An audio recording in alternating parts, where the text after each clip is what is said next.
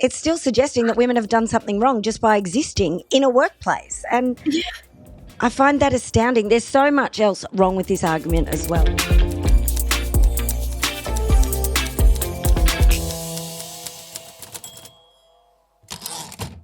Well, hello again and welcome to The Moment. In the last little while, my social media has just been filled with women, angry women, and we like that. But they're declaring something. They're cancelling their subscriptions to the New York Times and that they won't be reading the article.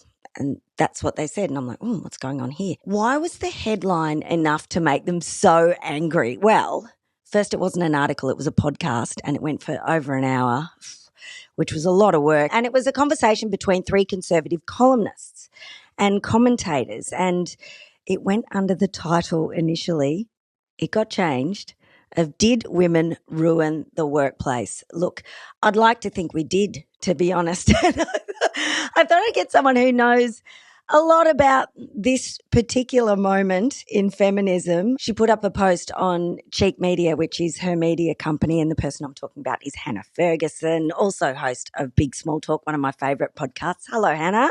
Hello, Myf. How are you? Thank you for having me for this exciting, beautiful publication. It's just a delight to speak about it. I know. Well, look, it's actually, I found it really difficult to even get past the first second of it, like once they started.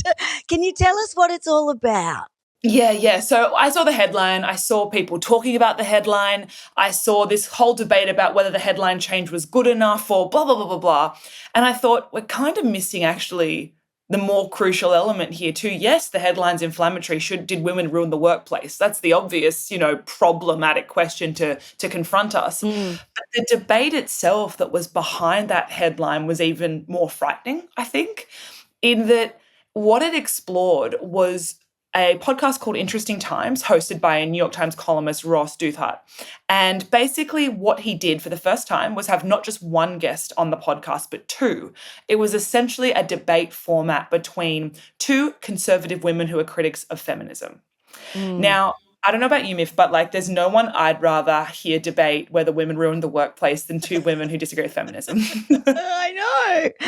And you look at the backgrounds of these two women, they come from different sides of the fence, even in terms of their conservative feminism, but none of them are particularly progressive in any way, shape or form. I think that was the thing that really annoyed me when I was reading this. Yeah, so one is named Helen Andrews, who is definitely the more conservative of the two, and it's very obvious from the first 5 minutes of the debate that's the case. She's written and published an essay recently called The Great Feminization, which is why she was really invited to take part in this debate. And essentially what she argues, it's a big essay, but essentially what she's arguing is that wokeness is inherently feminine and that women's communication styles, she alleges, are not good for the modern workplace because we're more interested in cohesion, persuasion, and kind of what I would say she's alluding to as gossip than what she describes as men's communication styles, which is more conflict-driven.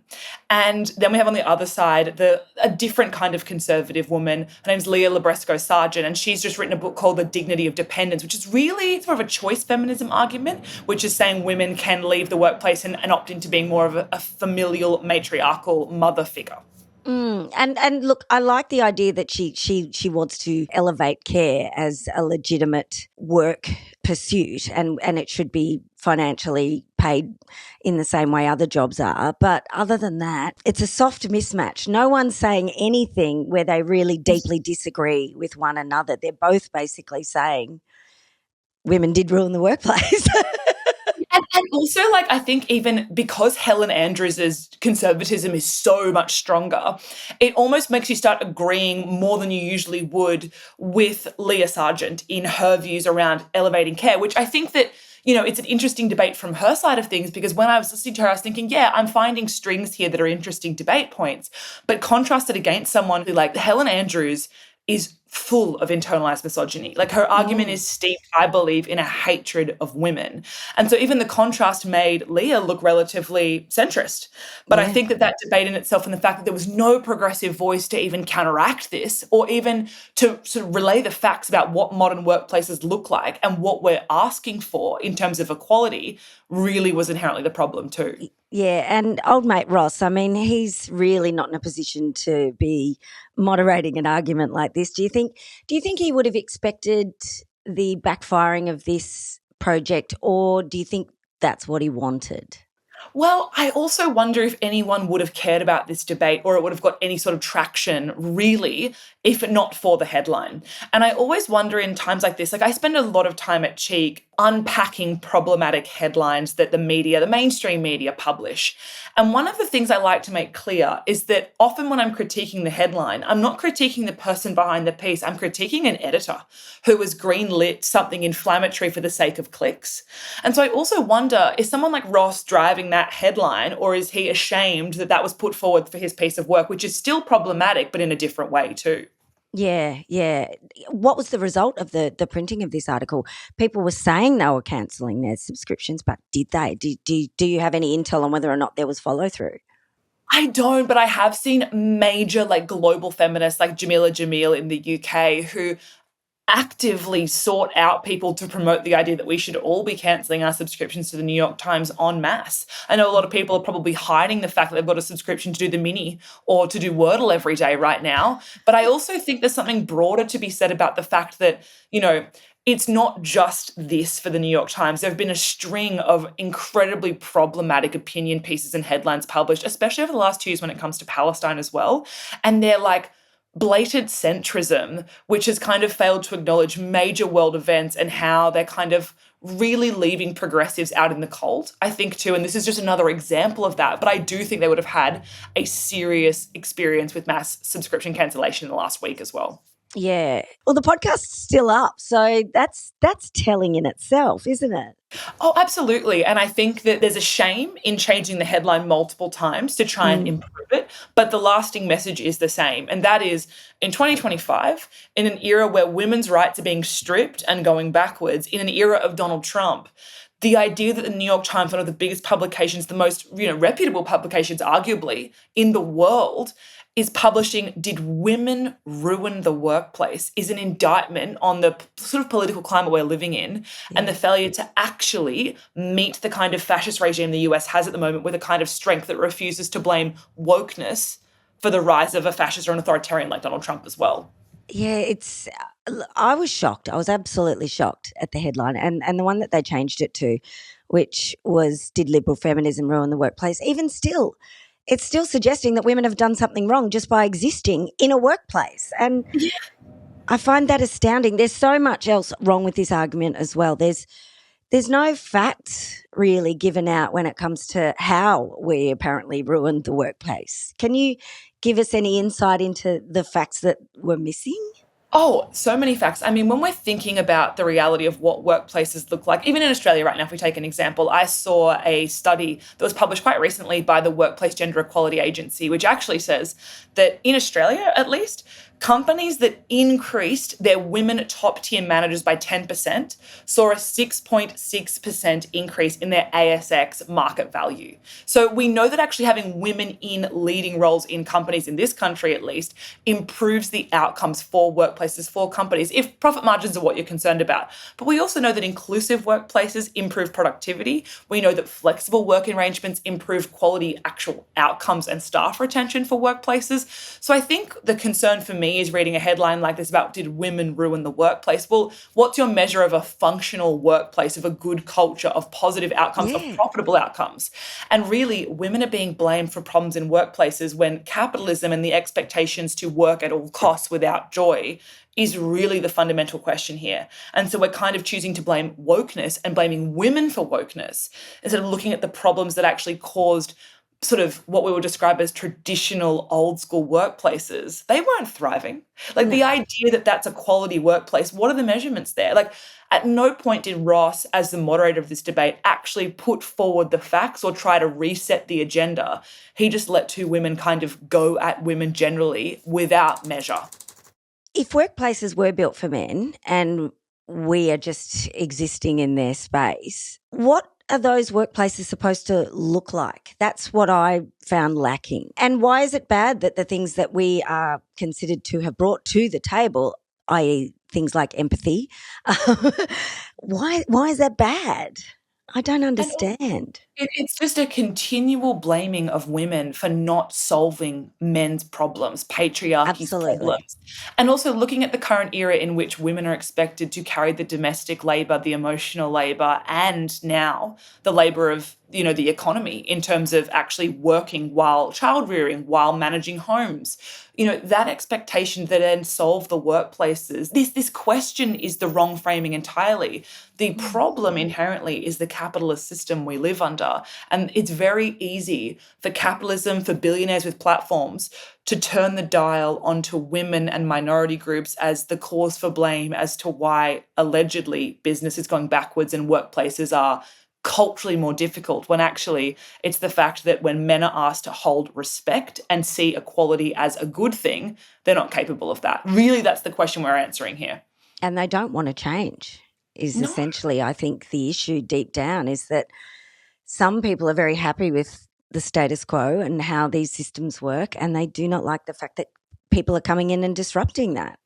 But also, like, fundamentally, the way the headline was written and the byline, that the strap of that piece was, and if so, can conservative feminism fix it? But that was my And next question. Can it? I, Do these women really know what they're talking about? And think it's also about saying, like, what does it mean to be a conservative feminist in an yeah, era where reproductive rights are being diminished, where women's labor is being diminished? Conservative feminism is just, in this case, women with platforms who are like of a conservative viewpoint pursuing individual interests and individual success at the cost of other women. So when we talk about conservative feminism, that's an oxymoron. That doesn't exist, right?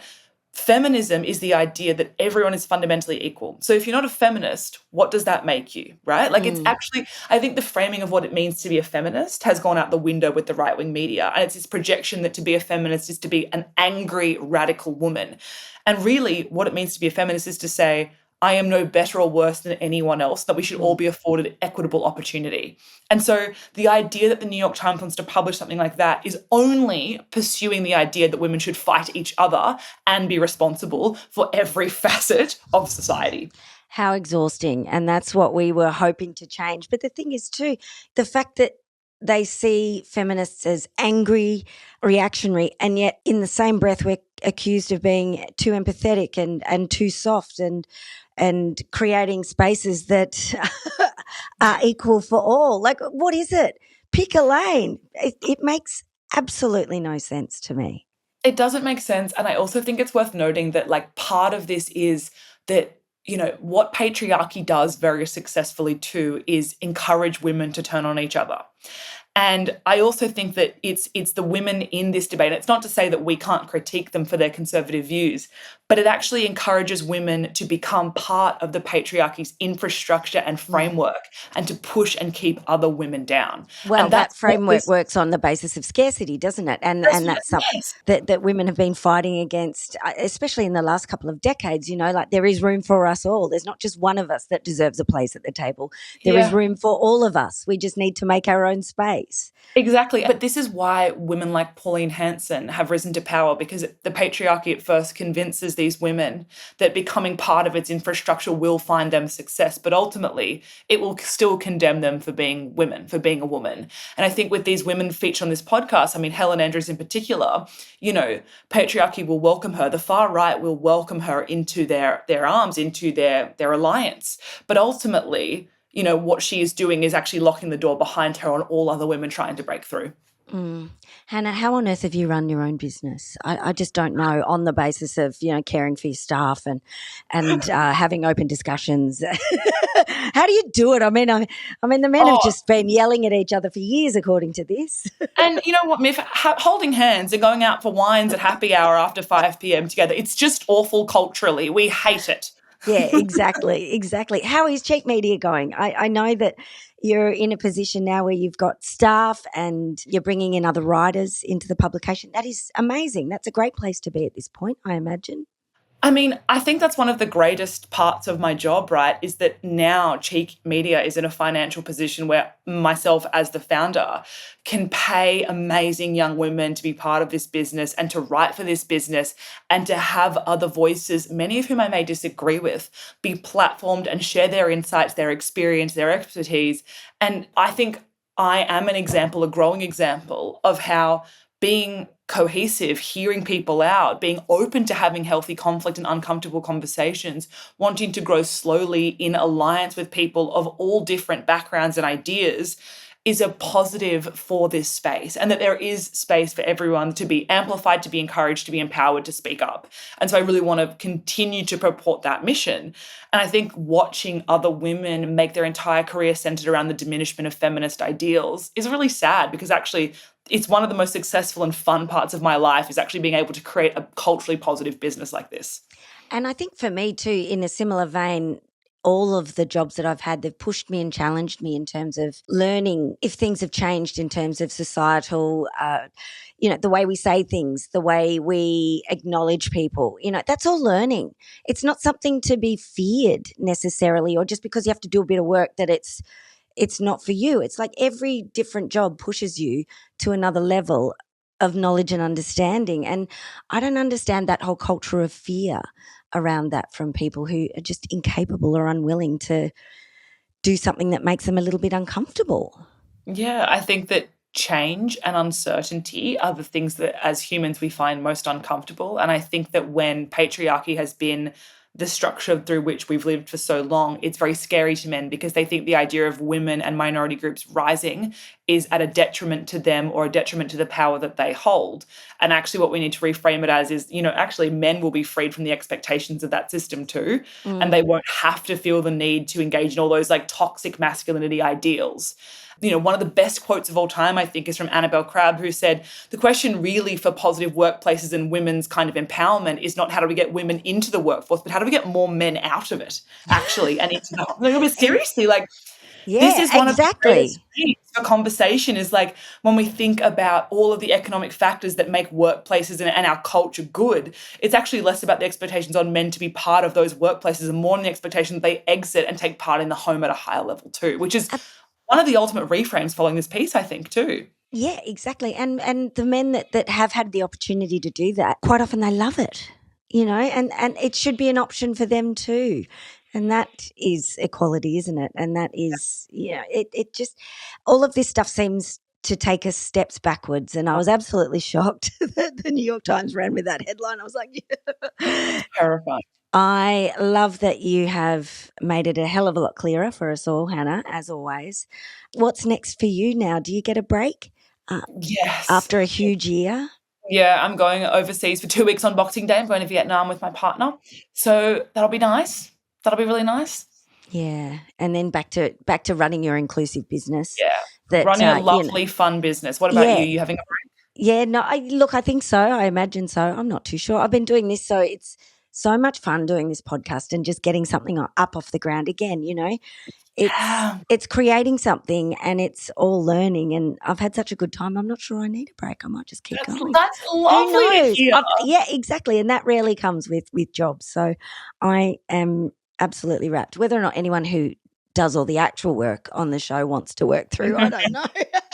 That's funny, guys. I like that. Yeah, I don't want to take away their holidays. So no, we'll see. We'll see. Hannah, you are the best, and we'll see you as always on your beautiful podcast that I do listen to every week. You're like my younger cousins. That's how I see it. You keep me up to date with nice. How the younger generations are thinking, and I think it's really important for older folk. And I'm not that old, but I think it is really important to keep in touch with how things are changing. There's no reason why not to. It makes no sense to me. So come on, everybody. We're on trend. We're on trend. I appreciate that. Myf, thank you so much for having me. Yeah, thank you, Hannah. Mwah. Mwah.